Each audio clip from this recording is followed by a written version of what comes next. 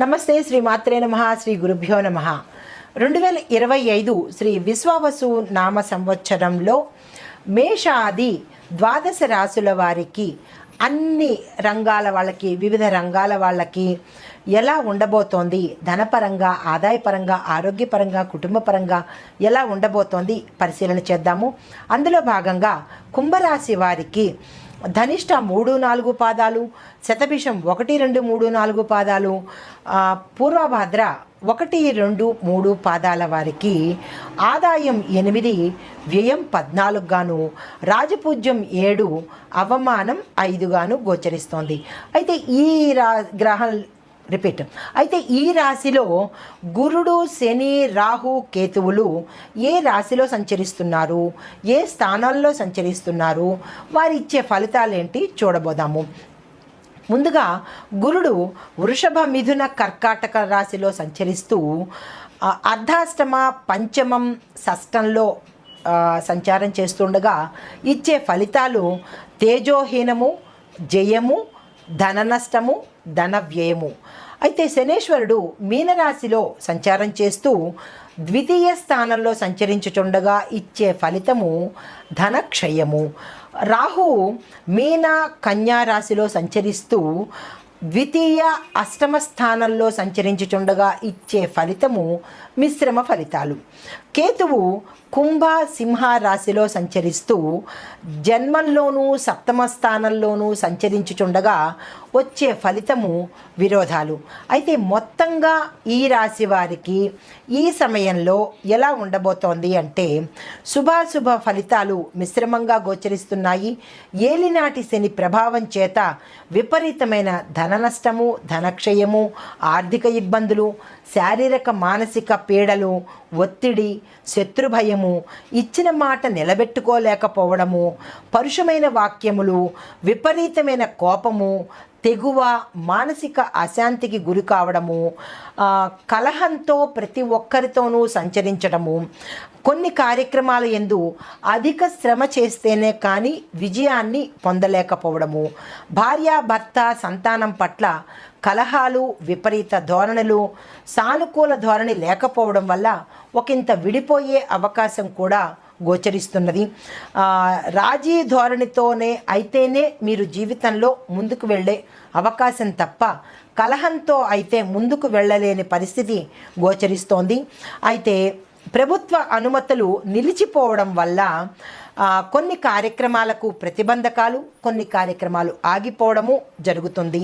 తరువాత ఈ శుభకార్యాలు ఏవైతే తలపెడతారో అవి వాయిదా పడి ఒక్కొక్కసారి చెయ్యలేని పరిస్థితి కూడా ఏర్పడే అవకాశం కనపడుతోంది. చేసే వృత్తి, ఉద్యోగ, వ్యాపారాలలో ధనక్షయము, ధన నష్టము, విపరీతమైన నష్టాలు, మనోవ్యాకులత పొందే అవకాశం కనపడుతోంది. శత్రువులు పెరిగే అవకాశము, తద్వారా వారి వల్ల సమస్యలు, ఆటంకాలు వచ్చే అవకాశము, వాటి ద్వారా మీకు మనోవ్యాధి, ఆరోగ్య క్షీణత కలిగే అవకాశం కూడా కనబడుతోంది. అయితే అశాంతితో, అస్థిరత్వంతో ఆందోళనకు గురి అయ్యే అవకాశము, తద్వారా ఆరోగ్యానికి సంబంధించినటువంటి ఇబ్బందులు, సమస్యలు ఎదుర్కొనే అవకాశం కనబడుతోంది. మంచికి పోతే చెడు ఎదురయ్యే అవకాశం కనబడుతోంది. ఇంట బయట బంధువు మిత్రులతోనూ ఇబ్బందికర వాతావరణము, మాట పట్టింపు వలన శత్రుత్వం పెరిగే అవకాశము, మీకు విలువలేని అవకాశము కనపడుతోంది. అది ఇంట, మీ మిత్రుల్లోనూ, అది ఇంట్లోనూ, బయట బంధువుల్లోనూ, మిత్రుల్లోనూ కూడా అటువంటి అవకాశం కనబడుతోంది. మీలో పాపచింతన పెరిగి గురువులను, పండితులను, దేవుళ్లను దూషించే అవకాశం కనపడుతోంది. శరీరంలో తేజస్సు తగ్గి రోగాల పాలయ్యే అవకాశం కూడా కనపడుతోంది. సంఘంలో గౌరవం తగ్గుతుంది. జంతువు విష కీటక భయం పెరిగే అవకాశం కూడా కనపడుతోంది. ప్రభుత్వ అధికారులతో వాగ్వాదనకు తిరిగి వారి వల్ల మీరు ఇబ్బందులు ఎదుర్కొనే అవకాశం కనపడుతోంది. పోలీసు, కోర్టు కేసుల్లో మీ మీద నిందారోపణ జరిగి కఠినమైన శిక్షలు కూడా పొందుకునే అవకాశం కనబడుతోంది. కొన్ని శక్తులను కూడదీసుకుంటేనే కానీ, శారీరకంగా కానీ, మానసికంగా కానీ, ధనపరంగా కానీ లేని శక్తిని కూడదీసుకుంటేనే కానీ పనులు చేయలేని స్థితికి వచ్చే అవకాశం కనబడుతోంది. ద్వితీయార్థంలో మీకు ఆత్మవిశ్వాసం పెరిగి శత్రువులు తోక ముడిచే అవకాశం కనపడుతోంది. ఆరోగ్యం కూడా, అంటే ఈ కష్టాలన్నీ ప్రథమార్థంలో అనుభవించి ద్వితీయార్థంలో ఒకంత మేలు కలిగే అవకాశం కనపడుతోంది. మీకు మీరే సాటి అనిపించుకునే అవకాశం కూడా కనపడుతోంది. వివాహాది శుభకార్యాల్లో ముందడుగు వేస్తారు, రుణాలు తీర్చుకుంటారు. ధన వ్యయంతో ప్రారంభమైనది ఒకంత ధన రాబడితో సానుకూలత ఏర్పడుతుంది. ధన వ్యయం చేసినప్పటికీ కూడా కొన్ని కార్యక్రమాలు చేయగలుగుతారు.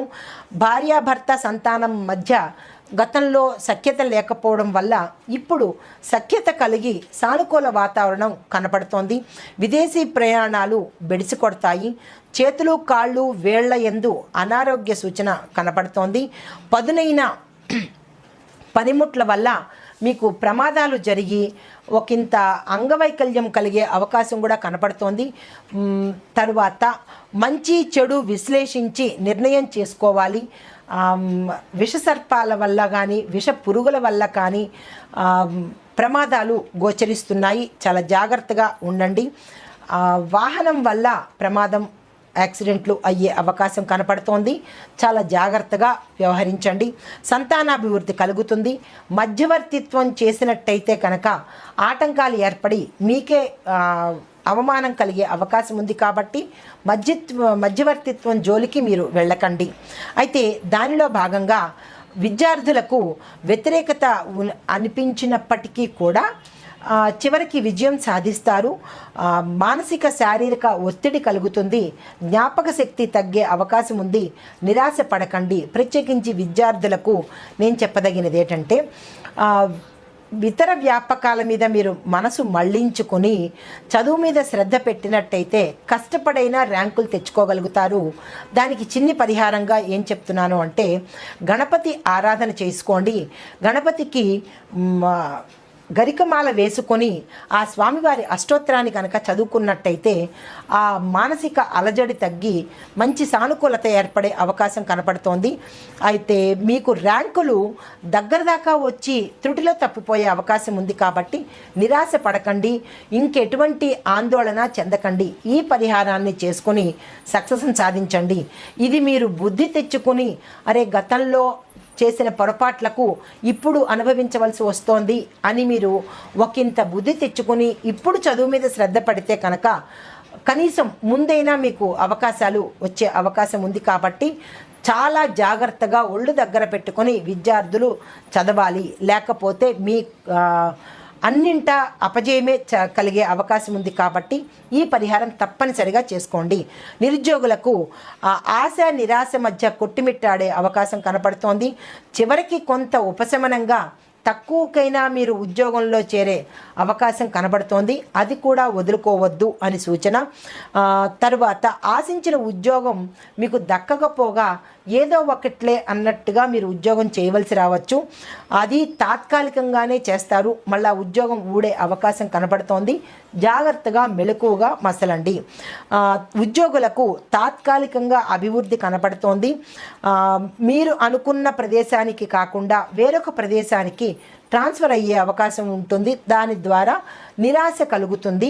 బదిలీలు, ప్రమోషన్లు మీరు అనుకున్న దిశలో రావు కాబట్టి నిరాశ చెందకండి. తదుపరి వ్యాపారస్తులకు మిశ్రమ ఫలితాలు కనపడుతోంది. ఆర్థికంగా బాగుంటుంది కానీ లాభాలైతే వచ్చే అవకాశం కనపట్టలేదు. మీరు ఏ కొత్త ప్రాజెక్టు తీసుకున్నా ఆచితూచి ప్రాజెక్టులు యాక్సెప్ట్ చేయండి. అది కాంట్రాక్టులు కానీ, వ్యాపార విస్తరణ కానీ, బ్రాంచీలు పెట్టడం కానీ, నూతన ఏజెన్సీలు కానీ ఏది చేసినా ఆచితూచి నిపుణుల పరిశీలన ప్రకారము, వారి యొక్క ఆలోచన ప్రకారము, వారి యొక్క సలహా ప్రకారం కనుక చేసుకున్నట్టయితే ఒకంత నష్టాలు లేకుండా అవకాశం కనపడుతుంది. శ్రమకు తగిన గుర్తింపు లభించదు. మీరు ఖర్చులు తగ్గించుకోవాలి. నూతన ప్రాజెక్టులను యాక్సెప్ట్ చేయకండి. శక్తికి మించిన పనులను మీరు ఒప్పుకోకండి. అది వ్యాపారం కావచ్చు, ఒప్పందం కావచ్చు, ఏదైనా సరే అగ్రిమెంట్ల మీద సంతకం పెట్టేటప్పుడు జాగ్రత్తలు చూసుకోండి. తదుపరి వ్యవసాయదారులకు కూడా మిశ్రమ కాలము. చీడపీడల వల్ల సమస్యలు, క్రిమికీటకాదుల వల్ల సమస్యలు, నష్టాల బారిన పడతారు. కాకపోతే భూమి పూజ చేయడం వల్ల మీకు గో వృద్ధి, క్షేత్ర వృద్ధి, తరువాత అభివృద్ధి కలిగే అవకాశం కనపడుతోంది. అపరిమితమైన ధన వ్యయాన్ని చేయవలసి వస్తుంది. రుణాల జోలికి వెళ్ళకండి. ఉన్న దాంట్లోనే సర్దుబాటు చేసుకునే ధోరణిని మీరు అవలంబించుకోండి. అయితే దీనికి తోడుగా మీకు ట్రాక్టర్లు కొనడం కానీ, లేదా మీకు కావలసిన పనిముట్లు కొనుక్కోవడం కానీ చేసినట్టయితే ధనం ఎక్కువ ఖర్చు అయ్యే అవకాశం ఉంది. కాబట్టి ప్రథమార్థంలో ఆ జోలికి వెళ్లకుండా ద్వితీయార్థంలో ఆలోచించుకుని అలాంటివి కొనుక్కునే ప్రయత్నం చేయండి. లేదు అంటే కనుక ఉన్నదాంతోనే సర్దుబాటు చేసుకునేటట్టు చేసుకోండి. ఈ వ్యవసాయదారులకు, రైతులకు నేను చెప్పే సూచన ఏంటంటే, ప్రత్యేకించి మీకు మాత్రమే చెప్పే సూచన ఏంటంటే, మీరు భూమాతను తప్పనిసరిగా పూజించండి. అది ప్రతిరోజు చేసినా పర్వాలేదు, లేదు శుక్రవారం రోజైనా సరే భూమాతను కనుక పూజించినట్టయితే ఆ భూమాత యొక్క అనుగ్రహం వల్ల మీరు తట్టుకునే నష్టాలే వస్తాయే తప్ప విపరీతమైన నష్టాలు వచ్చే అవకాశం ఉండదు. ఆ తల్లి యొక్క అనుగ్రహాన్ని మీరు తప్పనిసరిగా పొందాలి. ఇది పెడచెవిన పెట్టే సూచన అయితే మాత్రం కాదు, రైతులకి మరీ చెప్తున్నాను. తదుపరి ఆక్వాకల్చర్ వాళ్ళకి అపరిమితమైన ధనాదాయం వస్తుంది. దానికి తోడు ఖర్చులు కూడా అంతే సమపాళల్లో ఉంటాయి. కాబట్టి మీరు ఆదాయాన్ని చూసి ఖర్చులు పెట్టుకోవడం తెలుసుకోవాల్సిన విషయము. తరువాత మీకు ఆక్వాకల్చర్ని మీరు విస్తరించాలి, ఉన్న ప్రదేశంలో కాకుండా మరొక చోట కూడా పెడదాము అని అనుకున్నప్పుడు మీరు చేయవలసిన పని ఏంటంటే, ఎవరైనా సలహా తీసుకుని ఆ ప్రాంతంలో పెడితే మంచిదా కాదా అనేది ఒకంత చూసుకోవాలి. ఎందుకు అంటే కనుక ప్రకృతి వైపరీత్యాల వల్ల ఉన్నది పోయి అది పోయే అవకాశం కనబడుతోంది. కాబట్టి జాగ్రత్తగా వ్యవహరించండి. తదుపరి కవులు, కళాకారులకు తగిన గుర్తింపు లభిస్తుంది. అంటే మీరు అనుకున్నంత స్థాయి కాకపోయినా కొంచెంగా గుర్తింపు వస్తుంది. రాజగౌరవాన్ని పొందుతారు, సన్మాన సత్కారాలు పొందుతారు. ధనానికి సంబంధించిందైతే మాత్రం ఇక్కట్లు పాలయ్యే అవకాశం కనబడుతోంది. సినిమా రంగం వారికి శుభాశుభ మిశ్రమ ఫలితాలు కనబడుతున్నాయి. చేతి నిండా పని ఉంటుంది, గుర్తింపు కూడా వచ్చే అవకాశము, సత్కారాలు, సన్మానాలు, అవార్డులు, రివార్డులు కూడా మీకు లభించబోతున్నాయి. మీరు ఏదైనా సినిమా ఒప్పుకుంటే కనుక అది హిట్ కొట్టే తీరుతారు. కాబట్టి సినిమాలో ఉండే పాత్రలు వీళ్ళే కాకుండా, అంటే నటీనట వర్గం వాళ్ళే కాకుండా నిర్మాతలు, డైరెక్టర్లకి కూడా ఇది వర్తిస్తుంది. కాబట్టి మీరు కొత్త ప్రాజెక్టులు కనుక ఈ సమయంలో తీసుకున్నట్టయితే మీ పేరు ప్రఖ్యాతులతో పాటు లాభాలతో పాటు హిట్ కొట్టే అవకాశం కూడా కనపడుతోంది. మీరు ధైర్యంగా ముందుకు వెళ్ళొచ్చు. అయితే రాజకీయ రంగం వాళ్ళకి అనుకూలమైన కాలము. ప్రజల యొక్క, ప్రభుత్వం యొక్క గుర్తింపుతో పాటు కొత్త పదవులను పొందే అవకాశం కనబడుతోంది. మీ నిర్ణయాలలో ప్రజలలో చైతన్యం కలిగి మీ వైపు మళ్ళే అవకాశము, తద్వారా అధిష్టానం యొక్క మద్దతు కూడా మీకు పొందే అవకాశం కనపడుతోంది. ఆరోగ్యం పట్ల శ్రద్ధ వహించండి. అది కొంచెం అనారోగ్యం అయ్యే సూచన కనపడుతోంది, జాగ్రత్త. ఆదాయ వనరులు మాత్రం చాలా సామాన్యంగానే ఉంటాయి, పేరు మాత్రం ఎక్కువగా వస్తుంది. ఎన్ఆర్ఐలకు సామాన్యంగా ఉంటుంది. అదృష్టం వచ్చి రానట్టు, ఉండి లేనట్టు ఉంటుంది. కాబట్టి మీరు నిరాశ చెందకండి. మనోధైర్యం మీకు తగ్గుతుంది, కానీ నిరాశ మాత్రం పడకండి. అన్ని విధాలా చాలా చక్కగా ఉంది. మీరు ఆ దిశగానే ప్రయత్నం చేయండి. కానీ ఎన్ఆర్ఐలు ఏదైనా నిర్ణయం తీసుకోవాలి అంటే అబ్రాడ్లో ఉండేవారు ఏదైనా నిర్ణయం తీసుకోవాలంటే మీ యొక్క రంగంలో జాగ్రత్తగా ఆలోచించి నిర్ణయం తీసుకోండి. ఎటువంటి ఆటంకాలు కలగకుండా ఉంటాయి. వీటి కోసంగా నేను చెప్పే పరిహారాలు, సూచనలు ఏంటంటే, గ్రహశాంతి కోసము ఈ సంవత్సరం రాహు, కేతు, గురు, శని, కుజ గ్రహాలకు శాంతి చేయించండి, జపాలు చేయించండి, హోమాలు చేయించండి. దానాలు చేసుకోండి. వీటి యొక్క అనుగ్రహము మీరు పొందుతారు. అయితే మీ యొక్క అదృష్ట సంఖ్య 8, మిత్ర సంఖ్యలు 5, 6. అయితే అదృష్ట సంఖ్యలు ఏమిటంటే తేదీలు 8, 17, 26. ఇవి మీకు కలిసి వచ్చే డేట్లు అనమాట. ఈ డేట్లలో మీరు ఏ పని చేసుకున్నా సక్సెస్ని సాధించే అవకాశం ఉంది. అయితే కలిసి వచ్చే వారాలు బుధ, శుక్ర, శని వారాలు. ఇవి ఈ రాశి వారికి చెప్పదగిన పరిహారాలు, సూచనలు. దీనితో పాటుగా నూతన సంవత్సర శుభాకాంక్షలు పేరున ప్రతి ఒక్కరికి చెప్తున్నాను.